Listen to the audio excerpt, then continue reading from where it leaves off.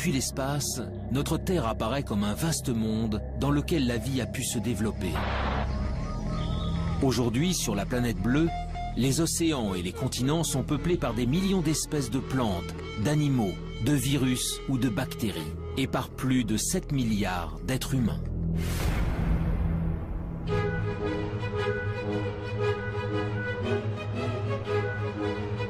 Mais dans l'immensité de l'univers, notre Terre n'est rien d'autre qu'un minuscule confetti. Loin, très loin de nous, se trouvent des milliards de galaxies, d'étoiles et de planètes. Alors, est-il possible que parmi ces mondes inconnus, situés à des années-lumière du nôtre, d'autres êtres vivants aient pu prospérer? La vie sur Terre serait-elle une exception, le fruit d'un hasard unique et singulier?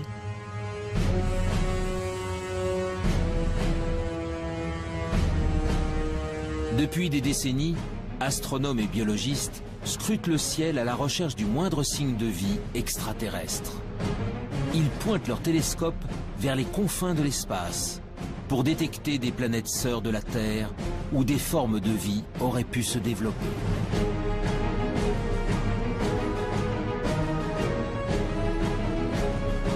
Dans le monde entier, des hommes et des femmes tentent de résoudre enfin l'une des plus grandes énigmes de l'humanité. Sommes-nous seuls dans l'univers ?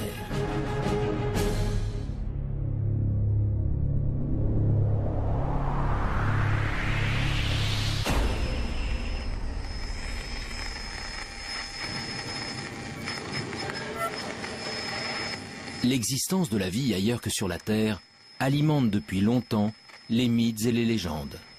OVNI, extraterrestres, martiens. Les auteurs de science-fiction ou les témoins d'événements anormaux véhiculent cette idée qu'un jour, une rencontre avec des êtres venus d'une autre planète est possible. Pour découvrir si cette idée relève du fantasme ou de la réalité, c'est l'univers tout entier qu'il faudrait parvenir à explorer. Mais les énigmes qui l'entourent sont nombreuses. Créé lors du Big Bang il y a environ 13,5 milliards d'années, il est tellement vaste que nous n'en connaissons même pas les dimensions. À l'intérieur se trouveraient des centaines de milliards de galaxies, et dans ces galaxies, des centaines de milliards d'étoiles. Notre Soleil et les 8 planètes qui gravitent autour ne sont donc que quelques grains de poussière dans le cosmos. Alors, où commencer cette quête de la vie ailleurs?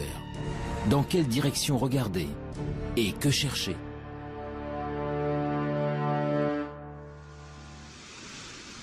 Il y a 50 ans, un ambitieux programme de recherche a tenté le premier de répondre à ces questions. Dans le nord de la Californie, au milieu des montagnes, des dizaines de paraboles pointent leurs antennes vers le ciel. Elles sont le cœur du programme SETI, pour Search for Extraterrestrial Intelligence.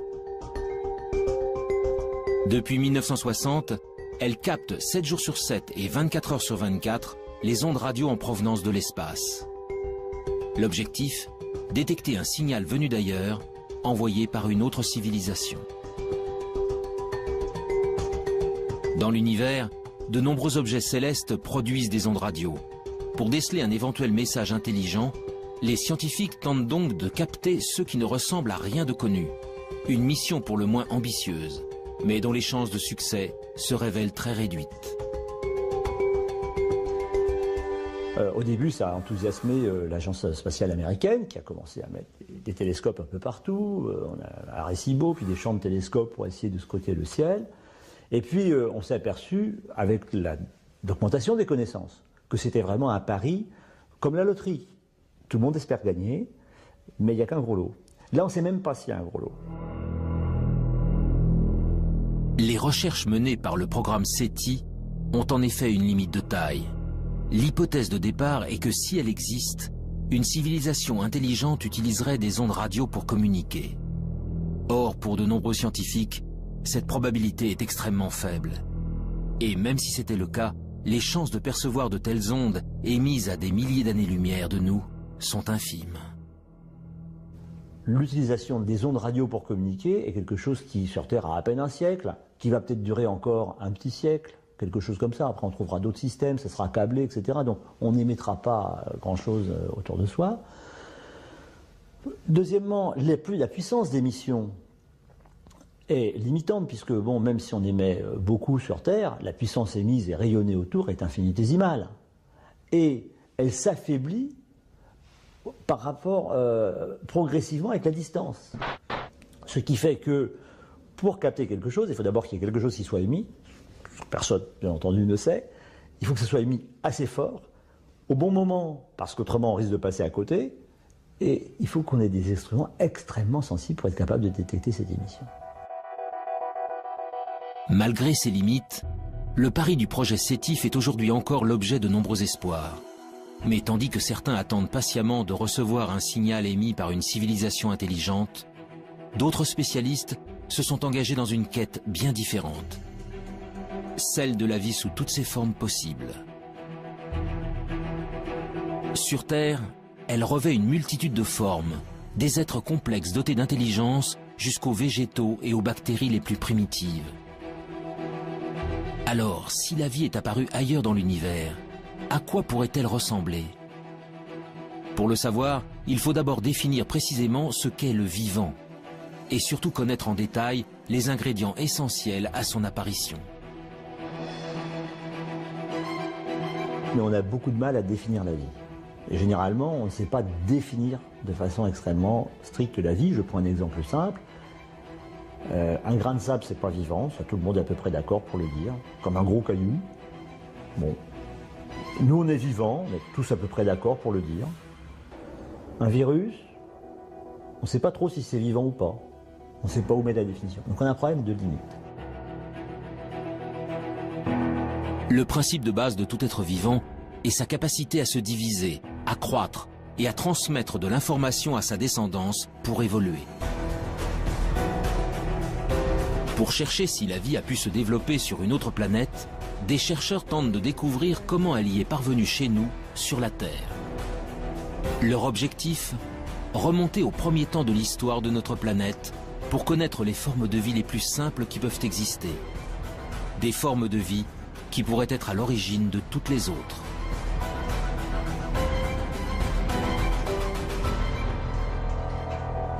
Nous sommes au Centre de biophysique moléculaire d'Orléans. Ici, la géologue Frances Westall et son équipe étudient d'étranges cailloux, des roches d'origine volcanique, vieilles de plusieurs milliards d'années. Dans les deux roches qu'on a ici, il y a une roche qui vient d'Australie.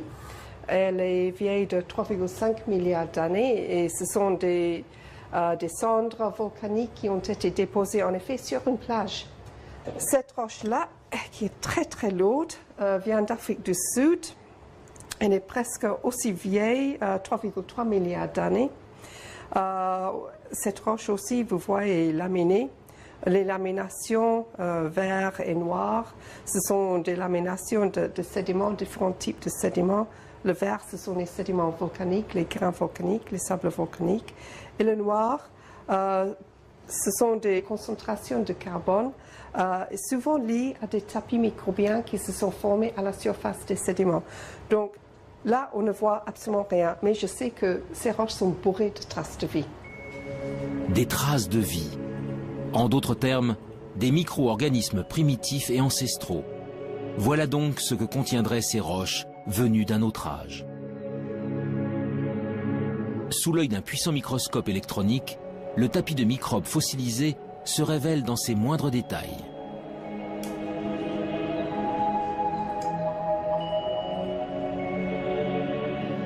Oui, ici on voit tous les filaments qui ont formé la surface de ce tapis.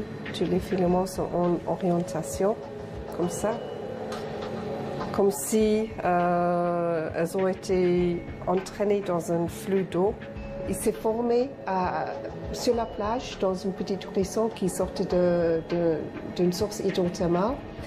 Et en effet, c'est l'écoulement de ces fluides riches en silice de la source hydrothermale qui a tué le tapis et l'a fossilisé. C'est le plus vieux tapis microbien vraiment bien préservé en 3 dimensions. Il n'existe pas un autre exemplaire au monde pour le moment. Ces bactéries filamenteuses de quelques micromètres de long sont donc les êtres vivants les plus primitifs jamais découverts. Des organismes simples, à partir desquels ont peut-être évolué les millions d'espèces qui peuplent aujourd'hui la Terre. Ailleurs dans l'univers, c'est aussi à ça que pourrait ressembler la vie. Mais pour espérer la découvrir, il faut répondre à une autre question essentielle. Comment ces microbes sont-ils apparus il y a 3,5 milliards d'années?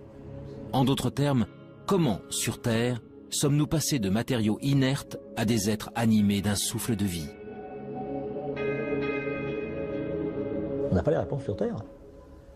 Et je ne suis pas sûr qu'on puisse la trouver un jour sur Terre. Bien sûr, on la cherche. On cherche surtout à dire, est-ce qu'on a des chances de la trouver? Par des expériences de chimie de laboratoire ou par de la géologie en allant plus loin. Mais là, il y a un trou. Et donc ce trou-là, l'apparition de la vie, le passage de l'inerte au vivant, actuellement, on ne sait pas y répondre. Et c'est tout le thème de la recherche de l'exobiologie et de l'origine de la vie. L'instant décisif où la vie a fait son apparition pour la toute première fois restera longtemps encore un mystère. Mais depuis plusieurs décennies, les biologistes ont malgré tout avancé à pas de géant dans leur compréhension de l'émergence du vivant. Tout a commencé en 1953, avec une expérience inédite réalisée par Stanley Miller, un jeune chimiste de l'Université de Chicago. Stanley Miller a fait une expérience. Et il a dit, je vais prendre des ingrédients, comme si c'était de l'atmosphère primitive, et puis je vais faire des décharges électriques dedans et je vais voir ce qui se produit.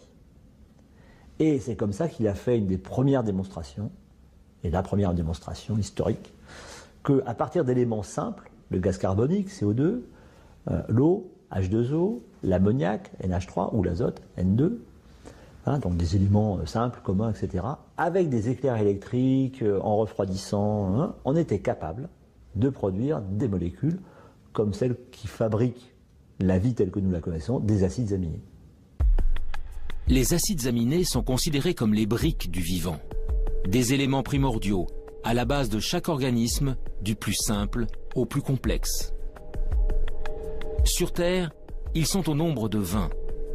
En s'assemblant les uns aux autres, ils forment les protéines, de longues molécules qui composent les cellules et assurent toutes les fonctions de l'organisme. Pour la première fois, Stanley Miller démontre que ces molécules peuvent se former spontanément à partir d'éléments simples. Du carbone, de l'hydrogène, de l'oxygène, de l'azote, du phosphore, du soufre. Des atomes présents partout à la surface de la Terre et qui réagissent entre eux lorsqu'ils sont soumis à un intense apport d'énergie.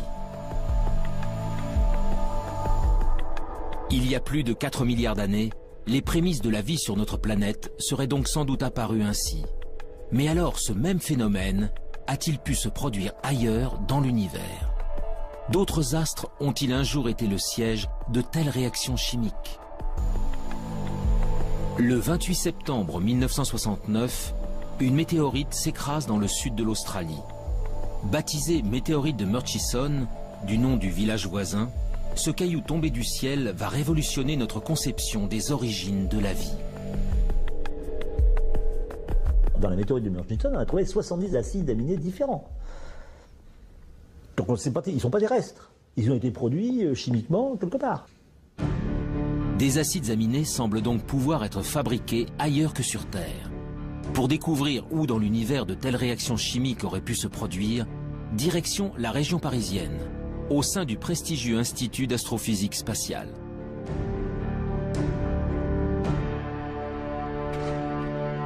Ici, Louis Dandecourt et son équipe s'intéressent depuis de longues années à des corps célestes bien particuliers, les comètes. En ce qui concerne les comètes, eh bien disons, ce sont au moment de la formation des planètes, tout ne s'est pas formé en planètes, il est resté énormément de micro-planètes qui ne se sont pas complètement formées, qui se sont agrégées. Donc tous les grains qui sont des grains souvent de matière minérale, des grains de sable à la limite, se sont recouverts d'eau sous forme de glace, bien entendu, hein, c'est pas de l'eau liquide, et ces objets, quand ils se rapprochent près du Soleil, la glace fond, elle pousse les poussières qui se sont agglomérées au départ, et c'est ces poussières qui font qu'on voit une très belle queue sur les comètes. Ces agrégats de roches venus du fond des âges, Louis d'Andecourt tente d'en reproduire la structure dans son laboratoire. Son objectif, savoir si, au cœur des astres glacés se cachent, comme sur certaines météorites, les briques essentielles à l'apparition de la vie. À l'intérieur de cette petite enceinte sous vide, le chercheur injecte un mélange de gaz identique à ceux présents sur les comètes. De la vapeur d'eau, du méthanol, de l'ammoniac, du monoxyde de carbone. Puis il fait descendre le thermomètre jusqu'à -196 degrés, soit précisément la température régnant dans le vide intersidéral, aux confins de notre système solaire. C'est ainsi qu'il reconstitue artificiellement de la glace cométaire. Pendant 2 semaines, le mélange est bombardé par des rayons UV. Un rayonnement puissant qui équivaut à l'intensité émise par la lumière des étoiles pendant 1 million d'années.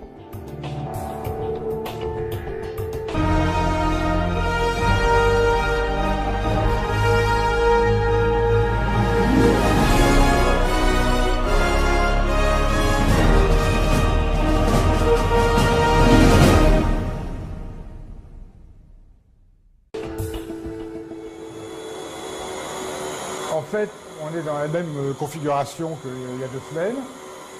On a arrêté la lampe qui produit les photons et on est prêt maintenant à sortir l'échantillon qui se trouve toujours dans le cryostat.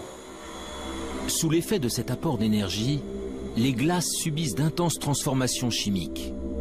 Après analyse, les échantillons révèlent alors la présence d'acides aminés. On a en fait une sorte d'extension de l'expérience de Miller à des systèmes solaires entiers, si vous voulez, d'une certaine manière. Eh bien, c'est quand même un très gros encouragement parce qu'on pourrait généraliser l'expérience de Miller à d'autres systèmes stellaires qu'on observe, en fait. On fait une expérience de Miller qui est valide à l'échelle cosmique. Les acides aminés, les briques fondamentales du vivant, se formeraient donc spontanément au cœur des comètes. Il y a bien longtemps, c'est peut-être même grâce à ces corps célestes que les premiers d'entre eux sont arrivés sur notre planète.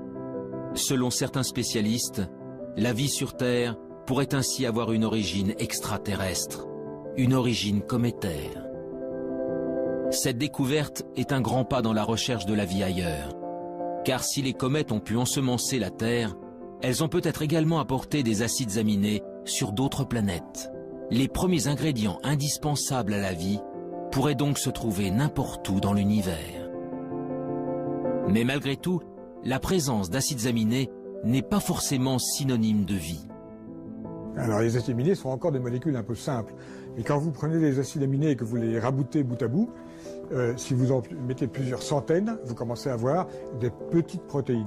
Donc on peut essayer de comprendre ce qui se passe pour fabriquer des molécules de plus en plus complexes, molécules qui seraient capables de s'auto-reproduire à un moment, ce qu'on appelle de l'autoréplication, et puis finalement de s'auto-organiser et donc de créer par exemple des longues chaînes moléculaires qui sont à la base du vivant. Pour évoluer vers la vie, les briques élémentaires doivent donc s'assembler, s'organiser et acquérir la capacité de se multiplier. Or, de telles réactions ne peuvent se produire que dans des conditions très précises. Les conditions d'apparition de la vie, il faut les ingrédients de base, donc carbone, hydrogène, oxygène, azote, phosphore, soufre, et encore toute une ribambelle de produits dans très petites quantités. Il faut un milieu dans lequel cela puisse se produire. En clair, c'est la chimie dans un milieu liquide, et le milieu liquide naturel, c'est l'eau. Donc il faut qu'il y ait de l'eau. Et pour que ces réactions puissent se produire et s'entretenir, il faut qu'il y ait des sources d'énergie. C'est de la chaleur, des éclairs qui transmettent de l'énergie à des nouvelles molécules. Ils sont capables donc de générer des nouvelles molécules de plus en plus complexes. De l'eau, de l'énergie et des ingrédients de base capables de former des molécules complexes comme les acides aminés. Voilà donc les éléments essentiels à l'émergence du vivant. Grâce aux comètes, les acides aminés peuvent potentiellement se trouver sur n'importe quel astre rocheux. Le Soleil et les milliards d'étoiles de l'univers apportent quant à eux de l'énergie en grande quantité à toutes les planètes. L'eau, en revanche, l'eau sous forme liquide, est une ressource extrêmement rare. Partir en quête de la vie extraterrestre revient donc à chercher les endroits où de l'eau pourrait exister. Des endroits que les scientifiques ont baptisés les zones d'habitabilité. Où est-ce qu'on peut trouver ça? Dans quelle région autour d'un soleil on peut trouver ces conditions? Alors, pour simplifier, la zone habitable, c'est si je prenais la Terre et que je sois capable de la déplacer plus ou moins près de son soleil. Il y a un moment où ça va chauffer beaucoup quand je m'en rapproche, hein, il y aura une telle chaleur en surface que l'eau ne pourra exister que sous forme de vapeur. Il n'y aura plus de liquide. Si je m'éloigne, il va faire de plus en plus froid parce que je reçois de moins en moins d'énergie. Toute l'eau va se condenser, va devenir glacée. Donc je sortirai de la zone habitable. Donc ça me définit une zone habitable. Pour que de l'eau liquide subsiste à la surface d'une planète, celle-ci doit donc se trouver à la bonne distance de son étoile, ni trop loin, ni trop près. Dans notre système solaire, seule la Terre se trouve au cœur de la zone d'habitabilité. Mais pour de nombreux spécialistes, l'une de nos voisines pourrait, elle aussi, avoir abrité de l'eau dans le passé. Il s'agit de la planète Mars.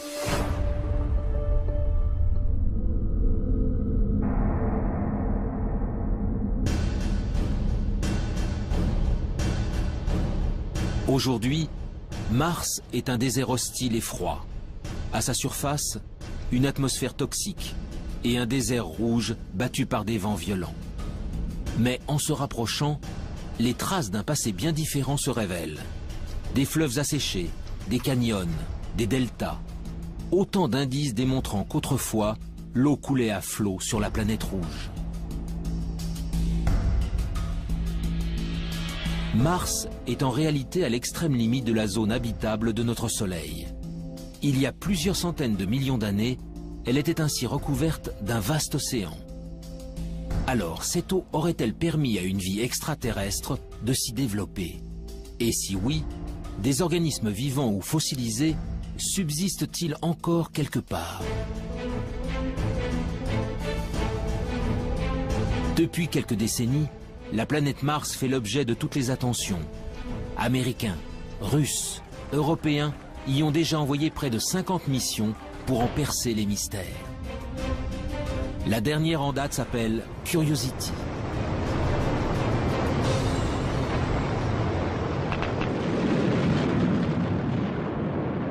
Curiosity, donc c'est un véhicule important, 900 kg, une bonne quinzaine d'instruments dessus pour faire des observations, des analyses, des mesures de climat, etc. Donc c'est un engin extrêmement complexe.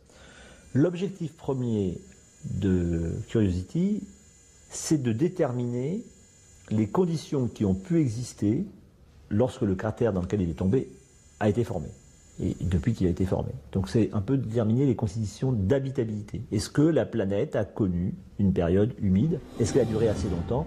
Et qu'est-ce que ça a produit au niveau de la géologie? Le rover Curiosity est commandé à distance par des équipes de la NASA en Californie. Mais en France, toutes les nuits, des scientifiques travaillent en temps réel avec leurs homologues américains. Nous sommes au Centre national d'études spatiales de Toulouse. Éric Lorigny est le responsable du FIMOC, le French Instrument Mars Operation Center. Dans la salle de contrôle, vaste cœur opérationnel, il dirige avec son équipe le fonctionnement de deux instruments embarqués sur Curiosity. Leurs noms, SAM et ChemCam.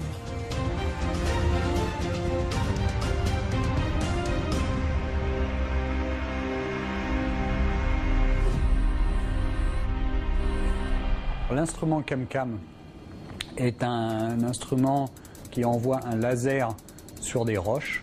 Donc il envoie la puissance d'une centrale nucléaire sur 1 cm². Donc ça crée une explosion momentanée, mais très petite, sur la roche. Ça la met en fusion et la lumière émise par cette roche en fusion est analysée ensuite par des spectromètres qui permettent de savoir exactement la nature de la roche.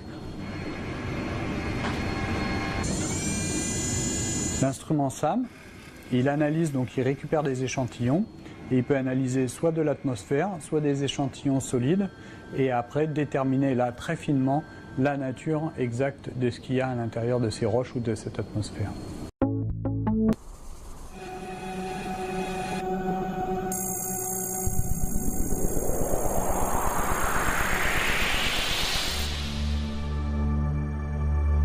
Avec ses mini-laboratoires embarqués, Curiosity est parti en quête de signatures de la vie.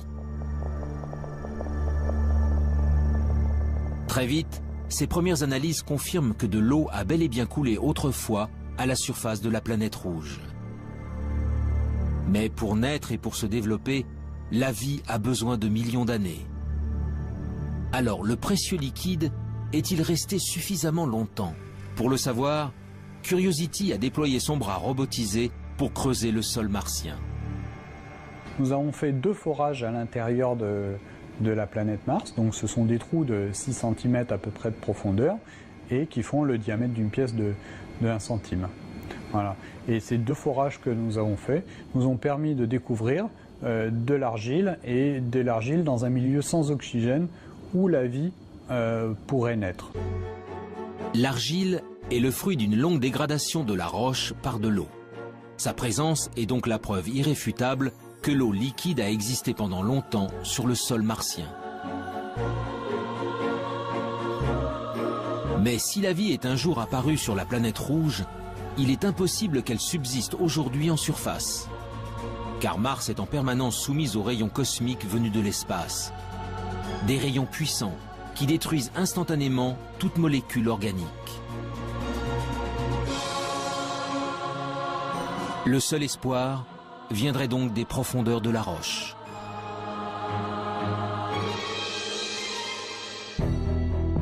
Le 8 février 2013, à quelques centimètres sous la surface, Curiosity a mis en évidence la présence d'un monde plus hospitalier. Des roches gris-vert, non oxydées, bien à l'abri des rayonnements nocifs. Pour l'heure, le rover n'y a décelé aucune trace de vie, ni même d'acides aminés. Mais ces premiers indices ont encouragé les scientifiques à poursuivre leur quête. Bientôt, un nouveau robot encore plus performant prendra la relève de Curiosity. Son nom, ExoMars. Développé par l'Agence spatiale européenne, son lancement en direction de Mars est prévu pour 2018. Mais cela fait déjà 10 ans que les chercheurs du Centre d'études spatiales de Toulouse travaillent à la fabrication de ce rover à la pointe de la technologie. Le planétologue Pierre-William Bousquet est à la tête des opérations. On considère que la vie, si elle existe encore dans le sous-sol, doit être au moins enfouie à 1 mètre, 1 mètre 50. Donc Curiosity, sa foreuse ne permet pas d'aller aussi profondément. Et de ce point de vue-là, il faudra attendre la mission ExoMars, qui est équipée d'une foreuse qui sera capable de creuser jusqu'à 2 mètres de profondeur pour trouver des formes de vie fossiles qui seraient mieux conservées et éventuellement trouver des formes de vie au présent s'il en existe encore. Cette foreuse permettra à ExoMars d'effectuer des prélèvements réguliers à une profondeur jamais atteinte. Grâce à une batterie d'instruments embarqués, il analysera ensuite les échantillons, en quête du moindre indice de vie actuelle ou fossilisée. En attendant que la planète rouge ne livre tous ses secrets, la recherche de la vie extraterrestre continue ailleurs dans le système solaire.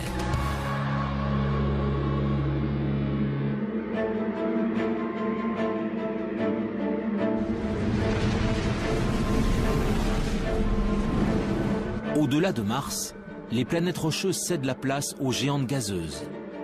À plus de 800 millions de kilomètres de la Terre, Jupiter et Saturne sont les planètes les plus imposantes du système solaire. Composées principalement d'hélium et d'hydrogène, leur surface n'est autre qu'un vaste océan de gaz. Autour d'elles gravitent de très nombreux satellites naturels, des astres rocheux qui attirent l'attention des exobiologistes depuis de longues années. Nous sommes au laboratoire de planétologie et géodynamique de Nantes. Ici, depuis plus de 10 ans, le planétologue Olivier Grasset et son équipe tentent de percer les secrets des satellites des géantes gazeuses. Pendant longtemps, c'est-à-dire avant l'émission Voyager, on a toujours considéré que l'environnement externe, c'est-à-dire le monde au-delà de Jupiter, est un environnement très froid. Ce qui est vrai. Et très froid, c'est vraiment très froid. C'est-à-dire qu'à Jupiter, il fait à peu près moins 120 degrés Celsius. Et au niveau de Saturne, on est plutôt aux alentours de moins 150, presque jusqu'à moins 180. Enfin bon, ça commence à être vraiment très très froid. Et il est bien entendu que l'eau n'existe pas sous forme liquide. À la surface des lunes, au niveau des planètes, il n'y a pas d'eau liquide disponible comme on l'imagine sur Terre. Mais ce qui est vrai en surface n'est pas vrai en profondeur. Loin, bien loin du Soleil, les satellites des géantes gazeuses sont pour la plupart recouverts d'une épaisse couche de glace. Mais en 1979, la sonde Voyager 1 découvre Europe, la 6e lune de Jupiter. Les clichés révèlent alors une surface extrêmement lisse, la plus lisse de tout le système solaire, parcourue par de mystérieuses lignes sombres. 15 ans plus tard, la mission américaine Galileo livre des photos en haute résolution et vient approfondir ses observations. Une façon assez simple de l'expliquer, c'est quand on a des poches liquides en dessous. C'est beaucoup plus difficile à expliquer si on n'a que du solide en dessous. Il y a aussi des très grandes fractures, plusieurs milliers de kilomètres à la surface. Et ces fractures, en fait, on a pu voir qu'elles n'étaient pas faites de glace pure, mais qu'elles étaient faites avec un mélange de glace et de sel. Donc ça, c'est évidemment quelque chose qui très rapidement nous a fait penser, en dessous, il y a peut-être un océan liquide avec des sels, un océan salé. Parce que si à un moment je casse la croûte, l'océan salé remonte et puis ce qui va me rester, c'est cette signature de sel le long des lignes. En 1997, la mission Cassini s'envole à son tour pour explorer le système de Saturne. Et là encore, une lune au comportement exceptionnel va mettre en émoi la communauté scientifique. Son nom, Encelade. Jusqu'à la mission Cassini, Encelade est une lune parmi tant d'autres. Jusqu'au jour où Cassini survole la Lune et se rend compte qu'il y a un geyser, alors là un geyser géant, qui existe au niveau du pôle sud et qui évacue en permanence de l'eau liquide dans l'espace. Et Cassini est passé au travers de ce geyser et a démontré que c'était bien de l'eau, enfin qu'il y avait d'autres constituants, mais principalement de l'eau, ce qui nous a permis d'affirmer qu'il y a bien une poche liquide sous la glace au niveau du pôle sud. Encelade, tout comme Europe, mais aussi d'autres lunes appelées Callisto et Ganymède, posséderaient donc de profonds océans.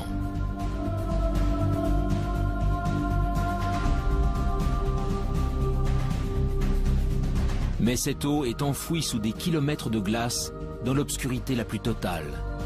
Dès lors, peut-elle malgré tout héberger des êtres vivants? Sans aucun apport de lumière, la vie est-elle capable de subsister? En parallèle à l'exploration spatiale, on a poursuivi avec des moyens nouveaux l'exploration de la Terre, d'autres disciplines scientifiques. Et ils ont découvert qu'il y avait des organismes, des micro-organismes essentiellement, mais même des organismes supérieurs, qui vivaient dans des conditions tout à fait particulières. Et ils ont appelé ça des extrémophiles. Donc ça voulait dire que la vie aurait pu exister et se développer sur ces corps célestes dans des conditions beaucoup plus larges que les conditions physiques qu'on connaissait au départ sur la Terre. Pour les spécialistes, ces organismes ultra résistants seraient donc capables de survivre dans les océans enfouis des satellites glacés. Mais pour que de telles formes de vie apparaissent, un autre élément se révèle essentiel.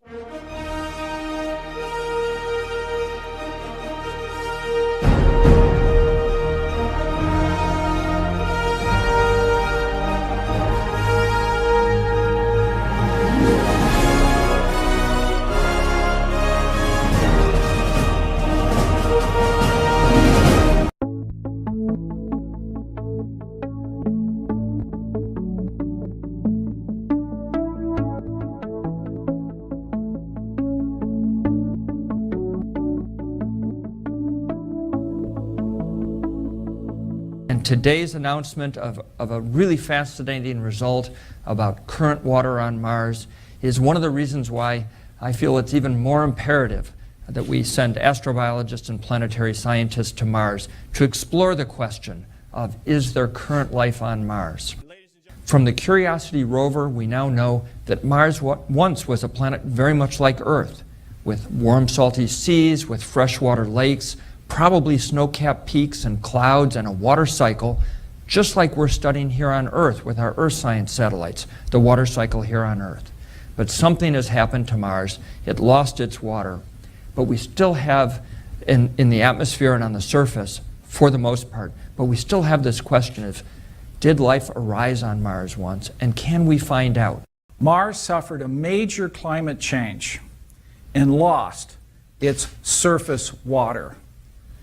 Today, we're revolutionizing our understanding of this planet. Our rovers are finding that there's a lot more humidity in the air than we ever imagined. As we ingest the soils, they're moist, they're hydrated, full of water. These discoveries are very important, but they were only part of the hydrological cycle on Mars that we're just now beginning to understand. What we're going to announce today is that Mars is not the dry, arid planet that we thought of in the past. Today we're going to announce that under certain circumstances, liquid water has been found on Mars.